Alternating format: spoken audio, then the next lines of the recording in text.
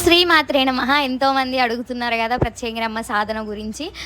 ఇవాళ చెప్పాలనుకుంటున్నా. నాకు గురువుగారు కూడా ఎలా కలిసినారో అది కూడా చెప్తా ఈ వీడియోలో. లాస్ట్ వరకు చూడండి. గురువుగారిని కాంటాక్ట్ కావాలనంటే గురువుగారికి యూట్యూబ్ ఛానల్ ఉంది. ఛానల్ని ఫాలో అయితే గురువుగారు అప్డేట్స్ ఇస్తాడనమాట. దాని ద్వారా మనం కలవచ్చు గురువుగారిని. రాజమండ్రిలో ఉంటారు గురువుగారు. కానీ ప్రత్యేకరమ్మ ఉపాసన చేయాలనంటే కంపల్సరీ మంత్రోపదేశం ఉండాలన్నమాట. ఎవరైనా సరే మంత్రం తీసుకొని ఉండాలి. మంత్రం తీసుకుంటే అప్పుడు మనం మంత్ర సాధన చేస్తూ నిత్య పూజ కూడా చేసుకోవచ్చు. కొన్ని కోరికలు ఉంటే మాత్రం మనం ఒక దీక్షలాగా చేసుకోవచ్చు. 100% నెరవేరుతుంది అనమాట.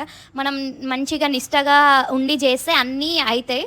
అదే ఒక మాలేసుకుంటే ఎన్ని నియమాలు పాటిస్తామో ఇక్కడ కూడా అంతే అమ్మకి. కానీ అమ్మవారికి రెడ్ కలర్ వస్త్రాలు ధరించి అమ్మవారి పూజ చేసుకోవాలి. మేము రీసెంట్గా గురువుగారి దగ్గరికి వెళ్ళినాం. అప్పుడు గురువుగారు నాకు ఇంతకు ముందే ఇచ్చినాడు ఉపదేశం తీసుకొని ఇప్పటికీ ఒక 1 year అవుతుంది. కానీ నేను సాధన ఇప్పుడు చేస్తున్నా అనమాట. అంటే నిత్యం చేస్తున్నా, కానీ కొంచెం దగ్గర కావాలి, అమ్మకి దగ్గర కావాలని కొంచెం ఎక్కువ సాధన చేస్తున్నా అనమాట.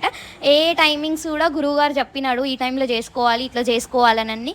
మీరు కాంటాక్ట్ కావాలంటే గురువుగారిని ఛానల్ ఫాలో అయితే పోస్టులు పెడతాడు. దాని ద్వారా మనం గురువుగారిని కలవచ్చు అనమాట.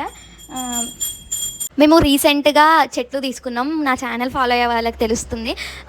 అమ్మవారికి ప్రతి పువ్వు పెట్టాలని మా చేత మేము పెట్టాలనుకున్నాం. కాబట్టి ఇంకా అన్ని దగ్గరుండి అన్నీ చేస్తూ పువ్వులు కూడా ఎక్కువ ఎట్లా వస్తాయి అని చూస్తూ కొన్ని టిప్స్ ఫాలో అవుతున్నాం. బాగానే వస్తున్నాయి. మీరు ట్రై చేయండి. ఒకటి ఏంటంటే పట్టిక ఉంటుంది కదా, పట్టిక ఇట్లా దిష్టి తాకకుండా కడతారు కదా బయట, అది ఒక పట్టిక. దాన్ని దంచి ఇప్పుడు నేను చూపిస్తున్నట్టుగా అందులో మట్టిలో పెట్టి నీళ్ళు పోయండి. అంటే బాగా ఇప్పుడు మీకు పుయ్యని చెట్లు ఉంటాయి కదా, అవి దగ్గర కొంచెం ఎక్కువ పట్టిక వేసి కొన్ని దూరం నుంచి నీళ్ళు పోయాలి. ఇప్పుడు ఆ పట్టిక నీళ్ళు ఉన్నాయి కదా, ఇప్పుడు నీళ్ళలో కలిపిందేమో ఇట్లా సపరేట్గా నీళ్ళు 1 లీటర్ నీళ్ళు తీసుకొని చెట్టుకి కొంచెం దూరంలో నీళ్ళు పోయాలన్నమాట. అప్పుడు మనకు ఫ్లవరింగ్ అనేది బాగా వస్తుంది, పూలు అనేటివి ఎక్కువ వస్తాయి అన్నమాట. మంత్కి ఒక్కసారైనా ఇట్లా చెయ్యండి. ఇంకొకటి ఏంటి, ఇప్పుడు నేను చూపించేది మీషోలో తీసుకున్నా. ఈ చెట్టు స్వీట్ లెమన్ అనమాట. ఎట్లొచ్చింది చూడండి. అంటే మట్టి పగిలిపోయింది, కానీ అయినా మేమైతే పెట్టినాం. ఎట్లా వస్తుందో నేను అప్డేట్ ఇస్తా, ఛానల్ని ఫాలో కండి. అయితే చెట్టు మాత్రం బాగానే వచ్చింది, కానీ మట్టి మొత్తం పగిలిపోయింది అనమాట. ఇంకొకటి ఏంటిదంటే అరటి పండ్లు ఉంటాయి కదా, అరటి పండ్లను ఇంకా బెల్లం ఉంటుంది కదా, అవి తీసి వాటర్లో నానేయండి. దాని తెల్లారి మళ్ళీ అంటే చెట్లకి వాటర్ అనేటి ఎక్కువ పోయద్దన్నమాట, తక్కువ పోయాలన్నమాట. అయితే ఆ వాటర్ తీసండి, స్టోర్ చేసి మార్నింగ్ ఏం చేయండి, కొంచెం అంత చెట్లకి నీళ్ళు పోయండి. బాగా పోయకుండా నార్మల్గా కొన్ని వాటర్ పోస్తూ ఉండండి. అప్పుడు మనకి తెలుస్తుంది. మేము ధనియాలు పెట్టినాం కదా, అవి చూపిస్తాను నేను. పాలకూర సీడ్స్ను ధనియాలు పెట్టినాం కదా.